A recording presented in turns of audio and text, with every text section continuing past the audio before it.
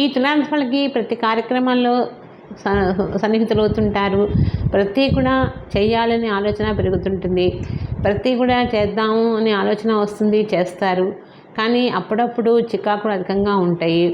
భార్యాభర్తలు కూడా ప్రతి విషయంలో కూడా ఏదో ఒక సమస్య వచ్చి బాధపడుతూ ఉంటారు. ఏదైనా చేయాలి రవాణా రంగాల వాళ్ళకు కూడా బాగా కలిసి వస్తుంది. పండ్లు కూరగాయల వ్యాపారస్తులకు కూడా మిశ్రమ ఫలితంగా ఉంటుంది. ఇప్పుడు ప్రస్తుతం మనకి టైం అంత ఫేవర్గా లేదు కాబట్టి కొంచెం జాగ్రత్తగా ఉండటం మంచిది. ఆర్థికంగా ఇబ్బంది లేదు అనుకుంటారే కానీ తెలియకుండా సమస్యలు మీద పడిపోతూ ఉంటాయి. ఆరోగ్యంలో కూడా చికాకులు అధికంగా ఉంటాయి.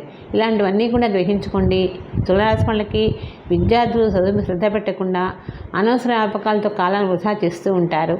అలా చేయకుండా చదువు మీద ధ్యాస పెట్టినట్టయితే ఈ రాశి వాళ్ళకి ఏ సమస్య వచ్చినా ఈజీగా సాల్వ్ అయిపోతుంది. ఇబ్బంది అంటూ ఉండదు.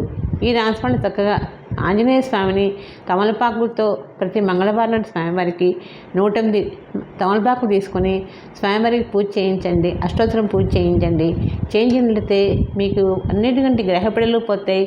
ఇబ్బంది అంటూ ఉండదు. అన్ని విధాలు కలిసి వస్తుంది.